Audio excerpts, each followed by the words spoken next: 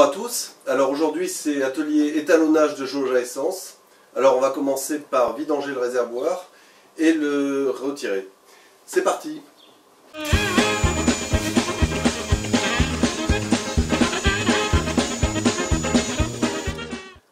Alors hormis le pont hydraulique qui permet de lever la voiture, on n'a pas besoin de beaucoup d'outillage. Pour vidanger la backdraft, ça sera une clé de 19. Allez, c'est parti.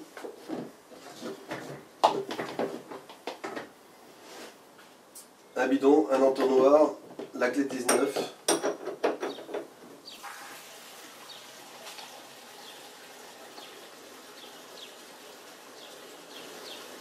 Fumeur s'abstenir bien sûr.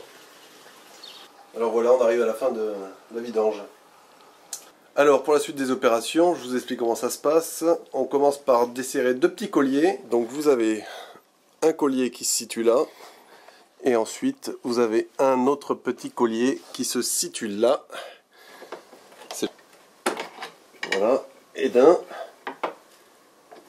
Encore que pas tout à fait. On va y remettre quelques tours. Donc on peut les dévisser soit à la clé de 9, soit au tournevis.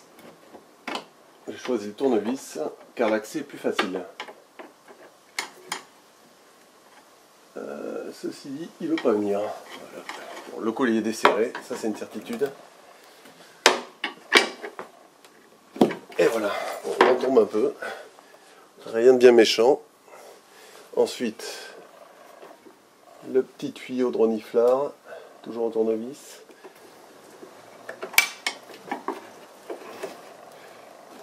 Alors, est-ce qu'il va venir gentiment, sans m'enquiquiner?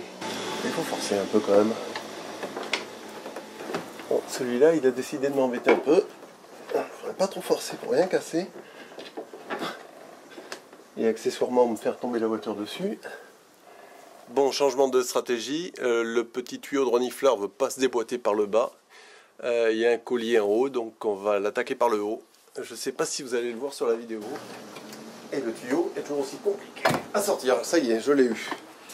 Donc voilà, nous avons débranché les deux tuyaux. L'étape suivante consiste à dévisser le berceau du réservoir. Donc le berceau, c'est ça de ce côté-là. Et à gauche, cette partie-là. Donc il est tenu par 4 écrous. Que voici, que voilà. Un là, avec une clé de 12, ça fera l'affaire.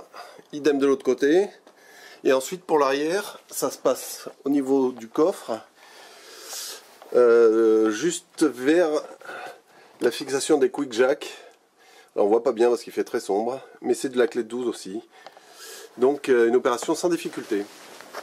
Bon, je vous ai dit une ânerie, c'est du 13, hein, c'est pas du 12.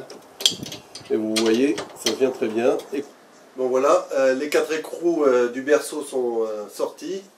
Je n'ai plus qu'à sortir le fameux berceau, en espérant que le réservoir ne me tombe pas sur le coin du nez. Autrement, je n'aurai plus qu'à envoyer la vidéo à Vidéogag. C'est parti. Voilà. Plus simple que prévu.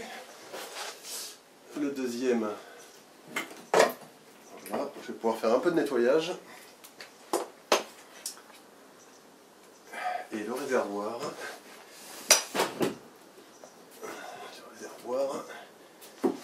Le réservoir, pourquoi ne vient-il pas?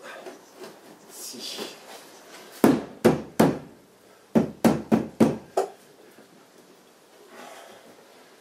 Alors, Vidéogag ou pas Vidéogag? Tout en douceur. Et voilà. Et voilà.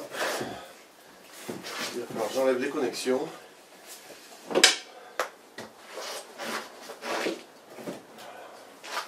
Bon, bah c'est pas si mal. Il me reste à retirer ce collier, démonter ça pour pouvoir travailler tranquillement. Alors petite astuce, j'ai 3 fils, un rouge, un noir, un blanc. Pour me souvenir dans quel ordre je vais devoir les rebrancher tout à l'heure, je vais prendre une photo et comme ça, si j'ai un oubli ou un doute, je pourrai m'en référer à ma photo.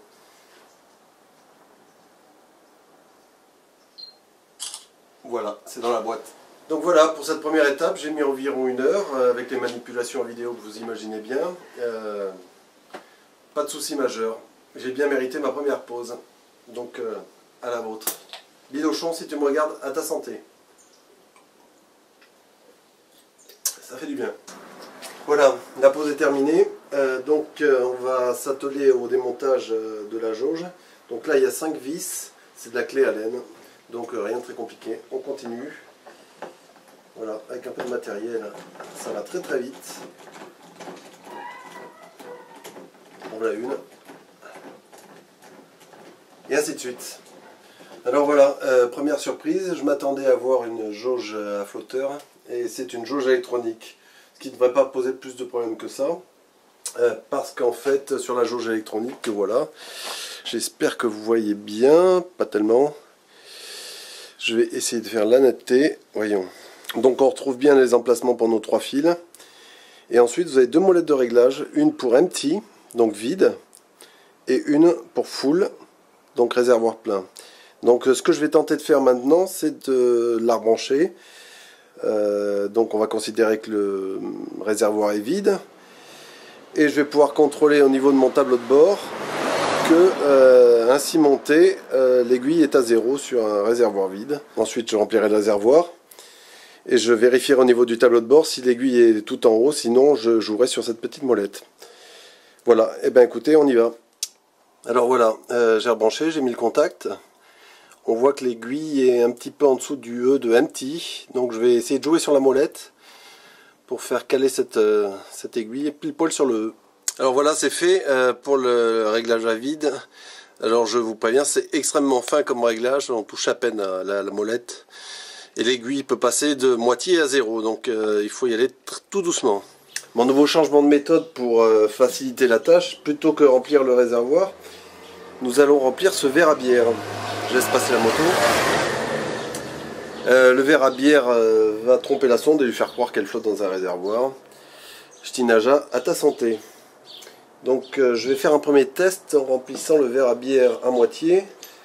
J'ai mis une marque sur la sonde à la hauteur qui représente la moitié. Il est des nôtres, il a bu son verre d'essence comme les autres. Bon après pour pas gâcher, évidemment je bois le verre.